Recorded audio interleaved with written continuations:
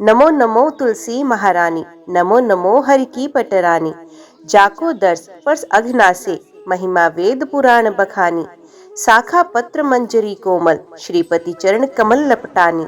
धन्य आप ऐसु व्रत कीन्हो, शालिग्राम के शीश चढ़ानी। 56 भोग धरे हरि आगे, तुलसी बिन प्रभु एक ना मानी।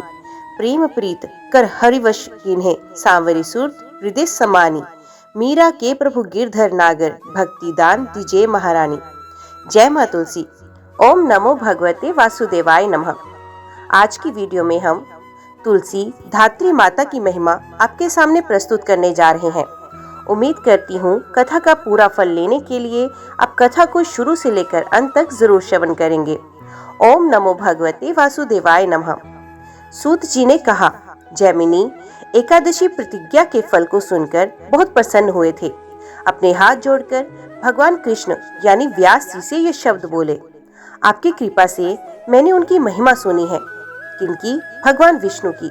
अब मुझे तुलसी की महिमा के बारे में बताएं, जो श्रोताओं के पापों को नष्ट करती है। व्यास जी ने कहा, हे ब्राह्मण, इस पूजनीय तुलसी की इंद्र आदि सभी देवताओं को सदैव पूजा करनी चाहिए। ये मनुष्य जीवन के चारों पुरुषार्थों का फल देता है। अच्छी तुलसी को स्वर्ग, नश्वर संसार और पाताल लोक में प्राप्त करना कठिन है। इसके प्रति समर्पण मानव जीवन के 4 लक्ष्यों को सुरक्षित करता है। हे श्रेष्ठ, जिस स्थान पर एक तुलसी का पौधा खड़ा होता है, उस स्थान पर ब्रह्मा, विष्णु और शिव जैसे सभी देवता निवास करते हैं। हमेशा पत्ते के बीच में केशव, पत्ते के सिरे पर प्रजापति और तुलसी के पत्ते के तने पर शिव का वास होता है। लक्ष्मी, सरस्वती, गायत्री, चंडिका, इसी प्रकार अन्य देवताओं की अन्य सभी पत्नियां उस तुलसी के पौधे की पत्तियों में निवास करती हैं। ये अर्थात इंद्र, अग्नि, शमन, नर्तरी, वरुण, वायु और कुबेर भी तुलसी की शाखा में निवास करते हैं।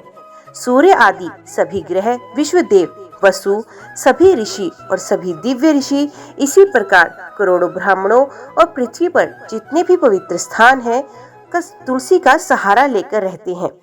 जो भक्ति पूर्वक तुलसी की पूजा करता है, उसने तीर्थों की पूजा की है। उसी प्रकार ब्रह्मा आदि सभी देवताओं की भी पूजा की है। विष्णु उसी क्षण तुलसी की जड़ से घास हटाने वाले के शरीर में शेष ब्राह्मण की हत्या का पाप नष्ट करते हैं। हे ब्राह्मण, श्रेष्ठ ग्रीष्म ऋतु में तुलसी के पौधे को सुगंधित और शीतल जल से सींचने से मनुष्य को शाश्वत आनंद की प्राप्ति होती है। जो इसे विशेषकर गर्मियों में चांदनी या छाता देता है, वे सभी पापों से मुक्त हो जाता है।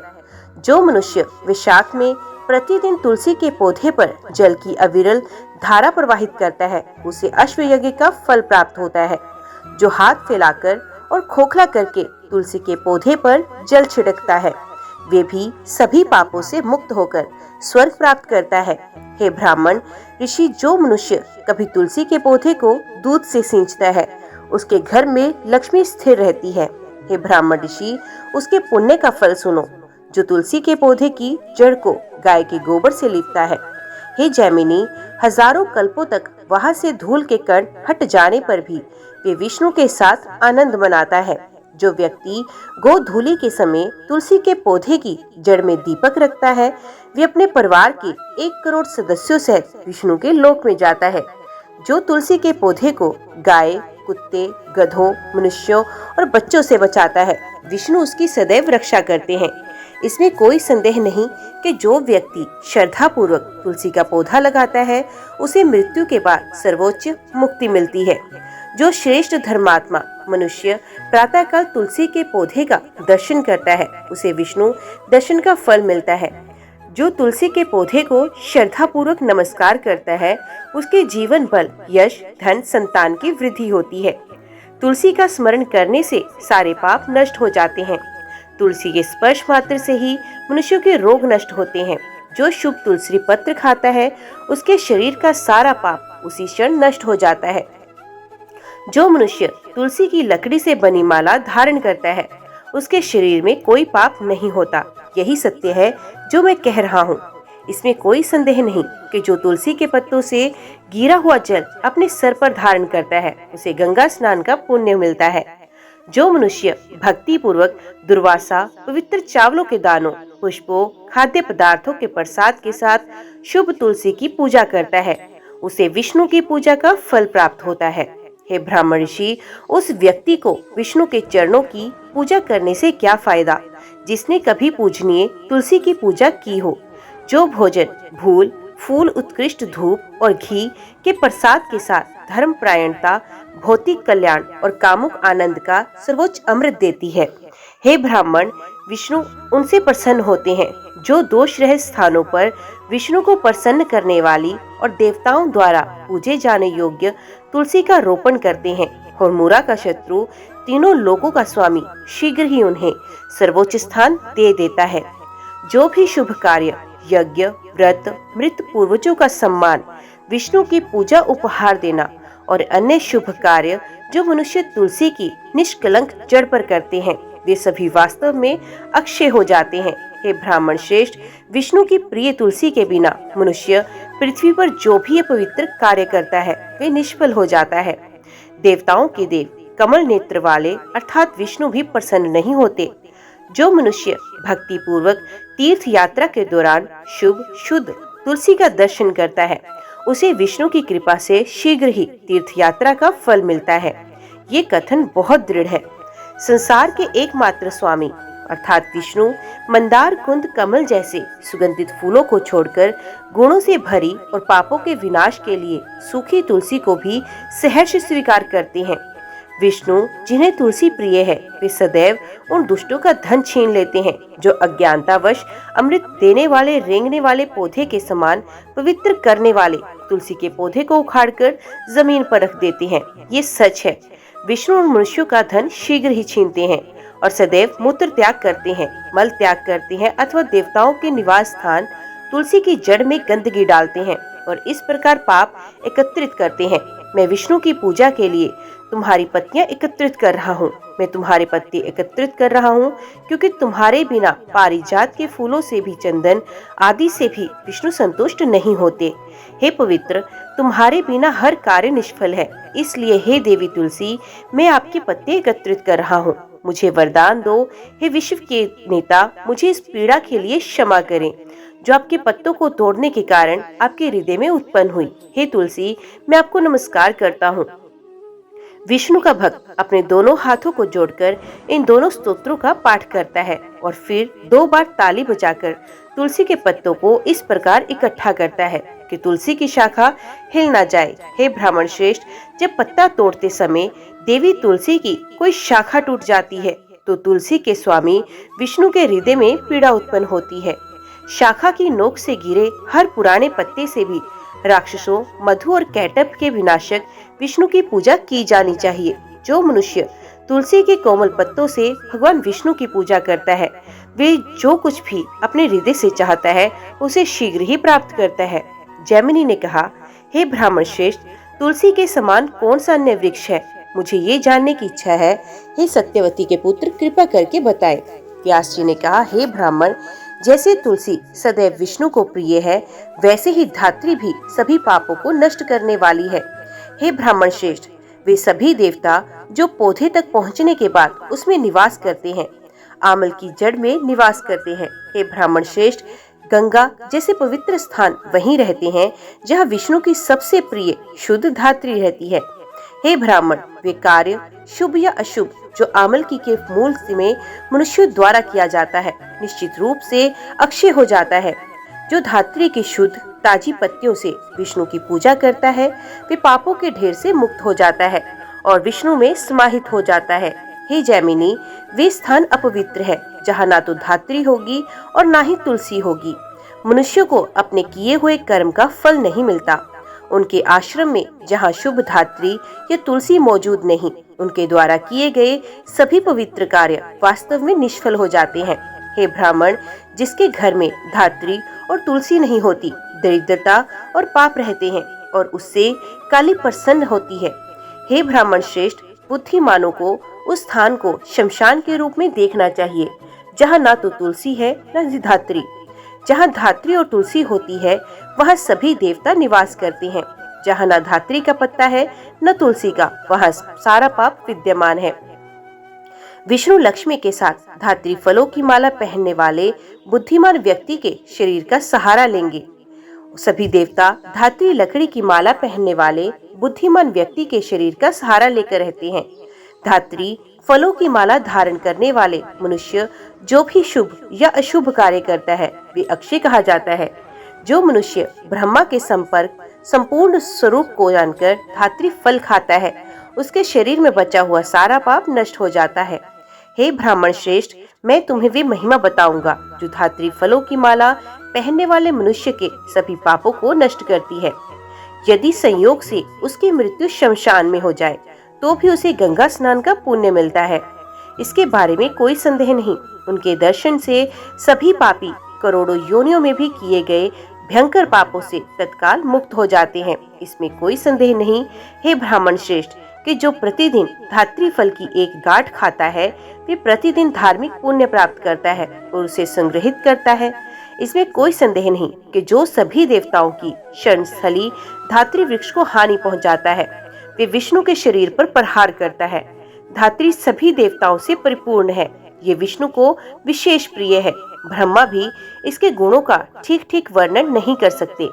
वे मनुष्य जो संपूर्ण सत्य को जानकर धात्री और तुलसी में भक्ति रखता है सभी सुखों का आनंद लेता है और अंत में विष्णु की कृपा से मुक्ति प्राप्त करता है। ओम नमो भगवते वासुदेवाय नमः। अभी हम श्रवण करेंगे पद्म पुराण से द्वादशी व्रत का पालन कैसे करें। पार्वती माता ने महादेव जी से कहा, हे भगवान, मैं द्वादशी के नियम के बारे में और उस दिन विष्णु की पूजा कैसे करनी चाहिए इसके बारे में सुनने की इच्छा रखती हूँ। हे महान प्रभु, मेरे प्रति अपने प्रेम के कारण मुझे मनुष्यों के सभी पापों को दूर करने वाली एकादशी की शक्ति के बारे में विस्तार से बताएं। महादेव ने कहा, हे देवी सुनो, मैं तुम्हें द्वादशी का नियम बताता हूँ। किसी के स्मरण मात्र से विष्णु प्रसन्न होते हैं। जब मनुष्य एकादशी आती है तो उस पर उपवास करते हैं, सभी पापों से मुक्त हो जाते हैं और विष्णु के सर्वोच्च पद तक पहुंच जाते हैं। द्वादशी के दिन विष्णु की पूजा करने से जाने अनजाने में किए गए सभी पाप क्षण भर में नष्ट हो जाते हैं। हजारों अश्व यज्ञ और सैकड़ों वाजपेयी यज्ञ एकादशी व्रत के 16वें भाग के बराबर भी नहीं। उत्तम द्वादशी व्रत पुण्य, धन, इच्छित वस्तु और मोक्ष भी देता है। ये मनुष्य की सभी मनोकामनाएं पूर्ण करता है। हे सुंदर नेत्रों वाली, पापों से बचाने वाली एकादशी के समान कोई दूसरी वस्तु नहीं, एकादशी के समान कोई अन्य व्रत नहीं। जो मनुष्य एकादशी को छोड़कर अन्य कोई व्रत करता है वे अपने हाथ में आए हुए महान राज्य को त्याग कर भिक्षा मांगता है। हे प्रिय, 11 अंगों के साथ किए गए सभी पाप एकादशी के उपवास के माध्यम से नष्ट हो जाएंगे। हे उत्कृष्ट मुख वाले, पुराण बार बार घोषणा करते हैं, किसी को नहीं खाना चाहिए, किसी को नहीं खाना चाहिए।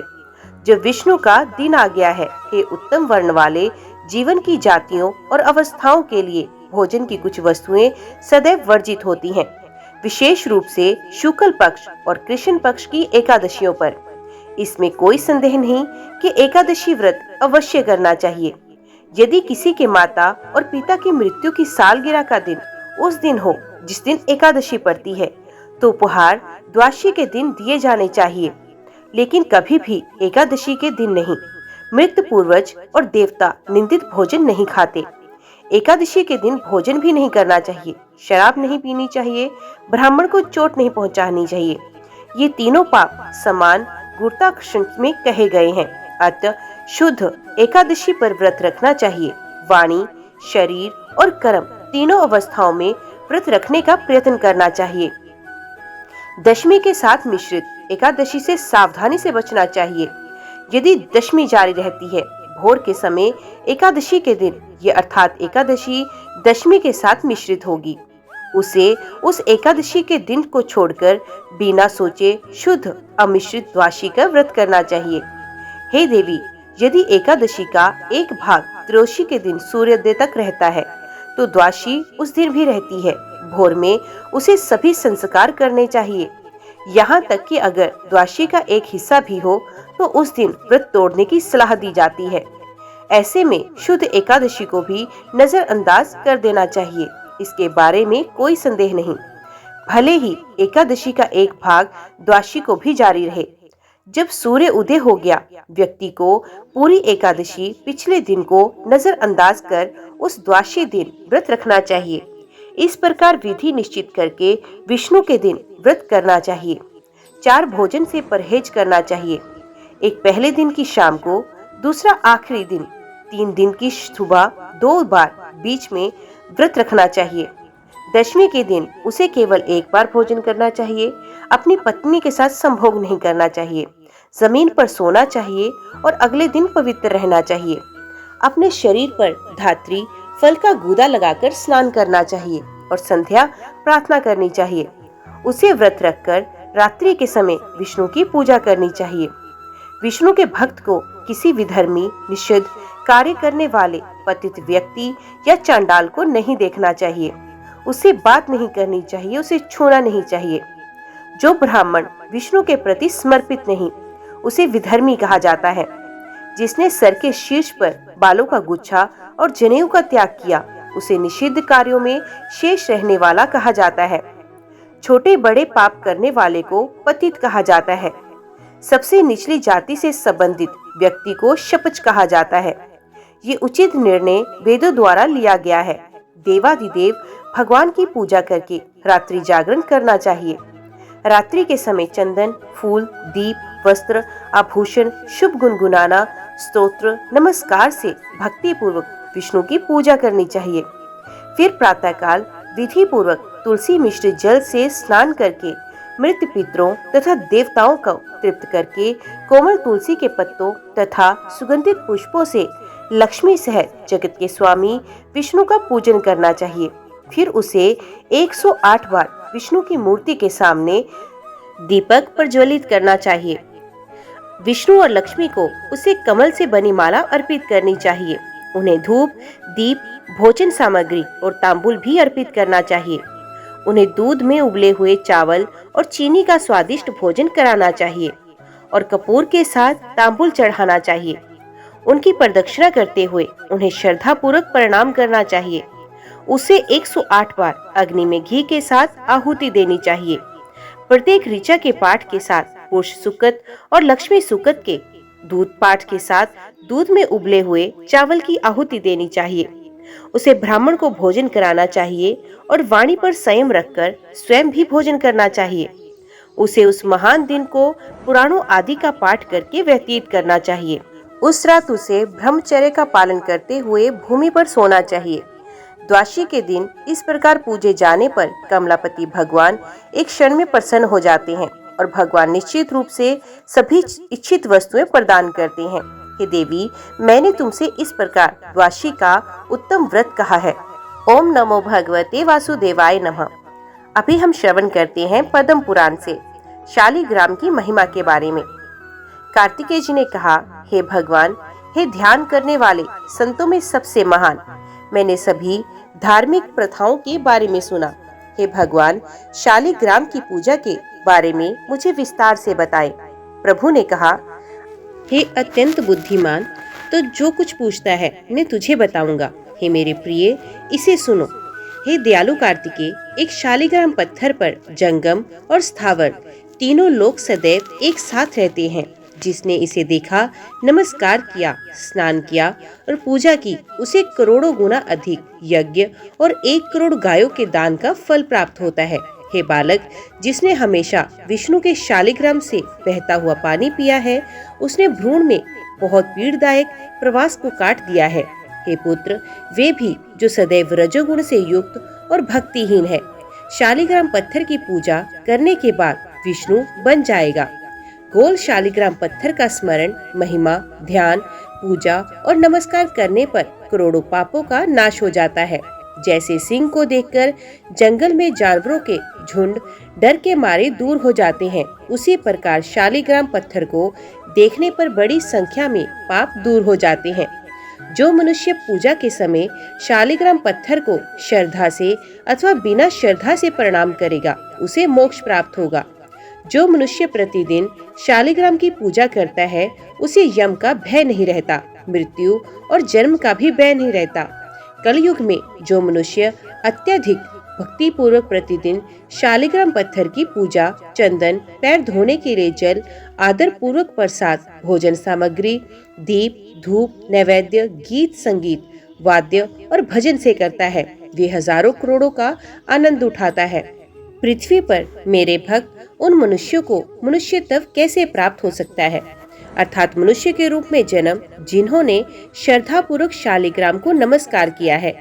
मेरे वे परम पापी भक्त जो मेरे स्वामी विष्णु को नमस्कार नहीं करते, वे पापों से मोहित होकर मेरे भक्त नहीं हैं। यहाँ तक कि जो मेरा भक्त होकर भी एकादशी के दिन भोजन करता है, वे मुझे हानि पहुँचाता है और अंततः मिश्र नरक में जाता है। किसी को मेरे प्रतीक लिंग को छूना नहीं चाहिए, उसके लिए अन्य कोई शुद्धि नहीं बताई गई। वे दिन जो विष्णु को प्रिय है, वे मुझे भी प्रिय है। जो मनुष्य उस दिन उपवास नहीं करता, वे पापी तथा चांडाल से भी बदतर होता है। हे पुत्र, मैं सदैव शालिग्राम पत्थर में रहता हूँ। भगवान ने प्रसन्न होकर मुझे वे स्थान दिया है। सहस्र कमलों से मेरी पूजा करने से जो फल प्राप्त होता है, उससे करोड़ गुना अधिक शालिग्राम शिला की पूजा करने से प्राप्त होता है। मृत्यु लोक में जिन मनुष्यों ने शालिग्राम की पूजा नहीं की, उन्होंने मेरी भी पूजा और नमस्कार नहीं किया। हे कार्तिकेय, जो शालिग्राम पत्थर के सामने मेरी पूजा करता है, उसने 21 युगों तक मेरी पूजा की है। विष्णु की भक्ति के बिना सैकड़ों लिंगों की पूजा करने से क्या लाभ। यदि गोल शालिग्राम पत्थर की पूजा नहीं की जाती, तो हे मेरे पुत्र, मुझे अर्पित किया गया भोजन, पत्ते, फूल, फल, पानी का प्रसाद उपयुक्त नहीं है। शालिग्राम पत्थर के सामने सब कुछ शुद्ध हो जाता है। जो मनुष्य किसी अन्य देवता को चढ़ाए गए खाद्य पदार्थों को खाता है, वे चंद्रायन का पालन करेगा, लेकिन विष्णु को अर्पित भोजन खाने से उसे करोड़ यज्ञों का फल प्राप्त होता है। इसमें कोई संदेह नहीं कि भगवान विष्णु के चरणों से निकलने वाले जल से, शंख के जल से करोड़ों हत्याओं करने वाले मनुष्य शुद्ध हो जाते हैं। जो शिव का भक्त होते हुए भी विष्णु के भक्त का सम्मान नहीं करता, उसी प्रकार उसका द्वेष करने वाला भी 14 इंद्रों के कार्यकाल तक नरक में जाता है। जिसके घर में गृहस्थ थोड़ी देर के लिए विश्राम करता है, वे ब्रह्मा के 8 युगों तक अमृत पीता है। नीच मनुष्य कृष्ण की पूजा से बचते हुए हजारों करोड़ वर्षों तक सांसारिक अस्तित्व के दर्दनाक जंगल में नष्ट हो जाते हैं। शालिग्राम पत्थरों से निकलने वाले लिंगों की पूजा करके प्रेम के माध्यम से सांख्य या योग से रहित पुरुष मोक्ष प्राप्त करते हैं। मेरे करोड़ लिंगों के दर्शन, उनकी पूजा या स्तुति करने से जो फल मिलेगा, वे शालिग्राम शिला पर केवल पूजा करने से मिलेगा। शालिग्राम से बाहर 12 पत्थर निकले हुए हैं, अर्थात बने हुए हैं। जो प्रतिदिन इनकी पूजा करता है, उसके धार्मिक पुण्य को सुनो। काशी में 8 युगों तक रहकर जाह्नवी के तट पर हजारों करोड़ों लिंगों की पूजा करने से जो धार्मिक पुण्य प्राप्त होता है, वे एक ही दिन में शालिग्राम की पूजा करके प्राप्त हो जाएगा। तो फिर जो मनुष्य कई दिनों तक इसकी पूजा करेगा, उसका धार्मिक गुण क्या होगा। मैं या ब्रह्मा जैसे देवता इसे मापने का प्रयास नहीं करते। अतः पुत्र, मेरे भक्तों को मुझे प्रसन्न करने के लिए श्रद्धा पूर्वक शालिग्राम की पूजा करनी चाहिए। उस स्थान पर जहाँ शालिग्राम पत्थर के रूप में विष्णु रहते हैं, देवता, राक्षस, यक्ष और 14 लोक रहते हैं। जो फल मनुष्य को देवताओं के कोटि कोटि नामों के पाठ से प्राप्त होता है, वे फल अच्छे कर्म से भी मिलता है। कलयुग में विष्णु का सहस्त्रों नाम का पाठ करना चाहिए। उनके मृत पूर्वजों को एक बार बैकुंठ में शालिग्राम पत्थर के सामने पिंड से तृप्त किया गया था। उनकी गिनती नहीं की जा सकती। जो मनुष्य श्रद्धा पूर्वक शालिग्राम पत्थर से गिरा हुआ जल पीते हैं, उनके लिए हजारों पंचगव्य पीने का क्या लाभ। जब विष्णु के चरणों से बहते हुए पानी को पीने के बाद प्रायश्चित सफल हो गया हो, तो उपहार देने, उपवास करने और चंद्रायन व्रत का उचित अभ्यास करने का क्या उपयोग। उस व्यक्ति के लिए करोड़ों अन्य देवताओं की पूजा करने से क्या लाभ, जो एक तालाब में पानी में लेटे हुए विष्णु की छवि बनाता है। वे कहते हैं, देवताओं का मुखिया विष्णु है। हे पुत्र, हर धार्मिक कार्य के फल की एक सीमा होती है, लेकिन शालिग्राम की पूजा के फल की कोई सीमा नहीं। जो शालिग्राम से उत्पन्न विष्णु का एक पत्थर पवित्र विष्णु के भक्त ब्राह्मण को देता है, उसने सैकड़ों यज्ञ किए हैं। यद्यपि वे घर पर रहता है, फिर भी वे प्रतिदिन गंगा स्नान करता है। उसने सभी पवित्र स्थानों पर स्नान किया है और सभी यज्ञों के लिए दीक्षित है। शालिग्राम शिला से बहते हुए जल का छिड़काव करना चाहिए। हे कार्तिकेय, स्वर्ग में नश्वर संसार में पाताल में पत्थर है, लेकिन शालिग्राम पत्थर के समान कोई अन्य पत्थर नहीं। मनुष्य लोक में उसका जीवन कठिन है। जो प्रतिदिन तिल का एक प्रसाद दान करता है, उसका जीवन फलदायी होता है। शालिग्राम पत्थर की पूजा करने से उसे वे फल मिलता है। शालिग्राम पर चढ़ाया गया एक पत्ता, एक फूल, एक फल, एक पानी, एक जड़ या ध्रुवा का एक भी पत्ता मेरु के बराबर हो जाता है। एक व्यक्ति बिना किसी संस्कार के हो सकता है या उसके पास कोई धार्मिक कार्य या भजन नहीं हो सकता, लेकिन यदि उसकी बाह पर चक्र का निशान हो तो उसे उचित फल मिलता है, जैसा कि पवित्र ग्रंथों में बताया गया है। हे पुत्र, मैंने विष्णु में जो कुछ दुख नाशक के रूप में देखा, वे सब मैं तुम्हें बताऊंगा। हे विष्णु, आप कहाँ रहते हैं? आपका सहारा क्या है? हे भगवान, आप कैसे प्रसन्न हो सकते हैं? मुझे ये सब बताओ। श्री कृष्ण ने कहा, हे शिव, मैं सदैव शालिग्राम में निर्मित पत्थर में रहता हूँ। रथ के पहिए के चिन्ह पर जो मेरे नाम है, उन्हें सुनो। यदि खुले हुए पहिए के समान कोई छेद ना हो तो उसे विष्णु शुद्ध और बहुत सुंदर जानना चाहिए। जिसका आकार लंबा है, गुहा है और अनेक छिद्र हैं। ये सूर्य के समान मुख वाला तथा तेज कांति वाला प्रद्युम्न है। अनिरुद्ध के शरीर पर पीली चमक है। वे गोल है और बहुत सुंदर है। उसके मुख पर 3 रेखाएं अंकित हैं और उस पर कमल का चिन्ह है। भगवान नारायण काले हैं। उनकी नाभि का चक्र उभरा हुआ है। लंबी रेखाएं हैं और दाहिनी ओर एक गुहा है। मनुष्य को ये जानना चाहिए कि जिस पत्थर के ऊपर खुला भाग है, वे सुंदर है और विष्णु का रूप है, जो वांछित वस्तुएं, मोक्ष और विशेष रूप से धन देता है। सर्वोच्च भगवान की चमक सफेद है और वे कमल और चक्र से युक्त है। इसके सतह पर एक गोल आकृति और बहुत सारे छेद हैं। इसी प्रकार विष्णु मूल अत्यंत सुंदर चक्र आकृति जैसी पर गहरे रंग के हैं। इसी प्रकार मध्य भाग में खुले भाग पर एक रेखा देखी जाती है। कपिला नरसिम्हा के पास एक बड़ा चक्र है और वे बहुत सुंदर है। उसकी पूजा ब्रह्मचर्य से करनी चाहिए, अन्यथा वे कठिनाइयां खड़ी करता है। वरा का प्रतीक शक्ति है। दोनों चक्र आसमान बताए गए हैं। वे नीलमणि के समान हैं। उसमें 3 रेखाएं हैं और नाभि से सुंदर हैं। जो मणि लंबी सुनहरे रंग वाली 3 रेखाओं से सुशोभित होती है, वे मत्स्य कहलाती है और भोग तथा मोक्ष रूपी फल देने वाली है। इसी प्रकार कूर्म उभरा हुआ सतह पर गोल और एक चक्र से भरा होता है। कौस्तुभ से अंकित इसका रंग हरा है। ग्रीव का आकार घोड़े जैसा है और वे 5 रेखाओं से सुशोभित है। अनेक चिन्हों से भरा है और सतह पर एक नीला चिन्ह है। वैकुंठ का एक अविभाजित शरीर है और उस पर चक्र और ध्वज का चिन्ह है। इसी प्रकार छेद पर गुंजा फल के आकार की एक बहुत सुंदर रेखा होती है। इसी तरह भगवान श्रीधर को लकड़ी के फूलों की माला से चिन्हित किया जाता है। कदम्ब के फूल के आकार का है और 5 रेखाओं से समूह से सुशोभित है। गोल और छोटे को वामन कहा जाता है। ये 80 फूल के समान है और एक चिन्ह से सुशोभित है। इसी प्रकार सुंदर देवता काले रंग के और अत्यंत तेजस्वी हैं। इसके बाईं ओर एक गदा, एक चक्र है तथा दाहिनी ओर एक रेखा है।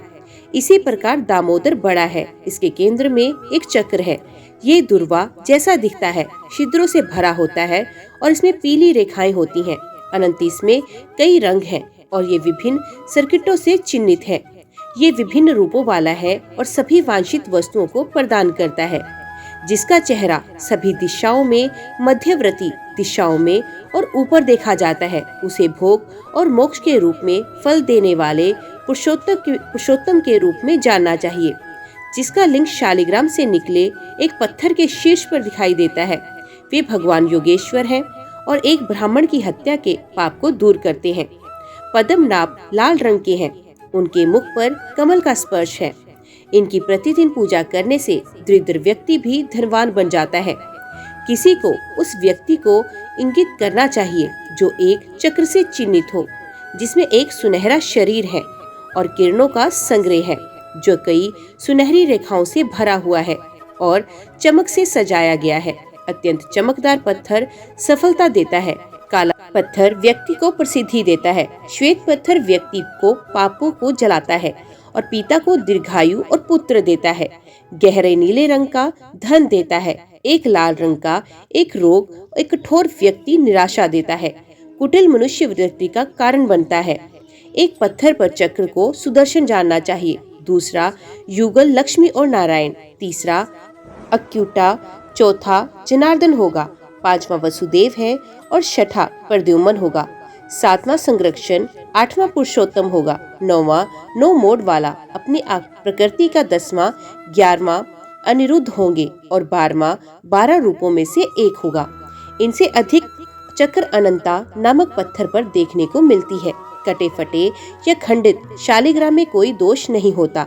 उसे ध्यान पूर्वक उस छवि की पूजा करनी चाहिए जो उसे पसंद है, जो रत्नों के स्वामी को अपने कंधे पर रखकर धारण करता है। वे स्थावर और स्थावर तीनों लोगों को अपने वश में करता है। विष्णु वहाँ निवास करते हैं जहाँ शालिग्राम पत्थर होता है। वहाँ दिया गया दान या वहाँ किया गया भजन या स्नान वाराणसी, कुरुक्षेत्र, प्रयाग, नैमिष और पुष्कर की तुलना में 100 गुना श्रेष्ठ है। वहाँ का धार्मिक पुण्य करोड़ गुना अधिक है। वाराणसी में ये उत्तम फल देता है। मनुष्य द्वारा किए गए ब्राह्मण हत्या आदि सभी पाप शालिग्राम की पूजा से शीघ्र ही नष्ट होते हैं। जहाँ शालिग्राम पत्थर से आने वाला देवता है और जहाँ द्वारवती से आने वाला देवता है और जहाँ दोनों का मिलन है वहाँ मोक्ष है। इसमें कोई संदेह नहीं। ब्रह्मचारी, गृहस्थ, वैरागी और भिक्षुकों को विष्णु को अर्पित भोजन खाना चाहिए। इसमें कोई संदेह नहीं, उठाया जाना चाहिए। इसकी पूजा के लिए कोई भजन, कोई गुनगुनाना, कोई विश्वास आवश्यक नहीं। शालिग्राम पत्थर की पूजा के लिए किसी स्तुति, किसी औपचारिकता की आवश्यकता नहीं। शालिग्राम पत्थर के सामने खींचा गया शुभ चक्र विशेषकर कार्तिक में परिवार को 7वें वंशज तक शुद्ध करता है। वे जो मिट्टी या धातु उत्पादों के साथ विष्णु की छवि के सामने एक परमाणु के आकार का भी चक्र, शुभ चक्र बनाता है और वे जो पूरे वर्ष पवित्र अग्नि की पूजा करता है। समक्ष है कार्तिक में एक शुभ चक्र बनाने के लिए मेरे पास आओ। जो स्त्री संपर्क में आने योग्य नहीं, उसके साथ सहवास करने से, निषिद्ध वस्तु खाने से जो पाप होता है वे विष्णु के मंदिर को सजाने से नष्ट हो जाता है। वे स्त्री जो प्रतिदिन विष्णु के समक्ष मंगल घेरा बनाती है उसे 7 जन्मों तक कभी वैधव्य प्राप्त नहीं होता। ओम नमो भगवते वासुदेवाय नमः। अभी हम श्रवण करते हैं पद्म पुराण से तुलसी की महिमा। वाणी ने कहा, जिस गृहस्थ के द्वारा अत्यधिक लाभकारी तुलसी का पौधा लगवाया जाता है उसके घर में निस्संदेह कभी दरिद्रता नहीं आ सकती। तुलसी के दर्शन मात्र से पापों का अंबार नष्ट हो जाता है। हरि की अत्यंत प्रिय तुलसी श्री के लिए अमृत की बूंदों से उत्पन्न हुई। जब श्री उत्तम पेय पी रहे थे तो तुलसी उत्पन्न हुई। ये सभी प्राणियों के पापों का शमन करता है। इसकी आकृति में सदैव लक्ष्मी का वास होता है। इसके तने पर सागर संभव निवास करता है। श्री सदैव पत्तों में निवास करते हैं। इसकी शाखाओं में कमला स्वयं निवास करती है। इंदिरा सदैव फूलों में विद्यमान रहती है। फल में लक्ष्मी विद्यमान है। वे तुलसी की सूखी टहनियों में विश्व व्यापिनी के रूप में विद्यमान है। पद्मवासा मजा में और हरिप्रिया शाल में निवास करती हैं। ये सर्व स्वरूपा और सबकी देवी हैं, परमानंद प्रदान करने वाली हैं। जो मनुष्य तुलसी का सेवन करता है वे कभी यमलोक में नहीं जाता। जिसके सर पर तुलसी हो उस पर यम के आदमी हमला नहीं करते। ये उस व्यक्ति को मोक्ष का पद प्रदान करता है जिसके मुख में तुलसी है। जिसके हाथ में तुलसी है वे 3 प्रकार के संकटों से छुटकारा पाता है। यदि तुलसी प्राणियों की हृदय में है तो वे सभी इच्छाओं को पूरा करती है। जिसके कंधे पर तुलसी हो उसे पाप कभी छू नहीं पाता। जिसके गले में सदैव तुलसी रहती है वे जीवन मुक्त आत्मा है। जो मनुष्य सदैव तुलसी का एक पत्ता अपने पास रखता है वे निस्संदेह मानसिक रूप से वे सब कुछ प्राप्त कर लेता है जो वे चाहता है। तुलसी सभी उद्देश्यों की प्राप्ति कराती है और दुष्टों पर लगाम लगाती है।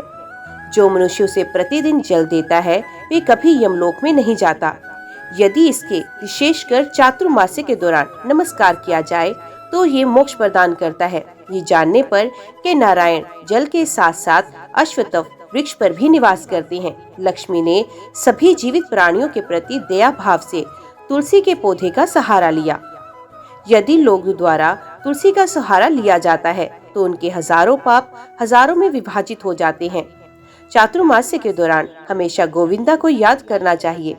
तुलसी के पौधों के फल का सहारा लेना चाहिए।